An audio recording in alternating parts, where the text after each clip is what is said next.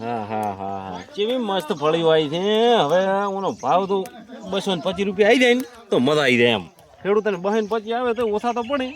પણ તોય ના તો સોપડી છે દેશી નો તો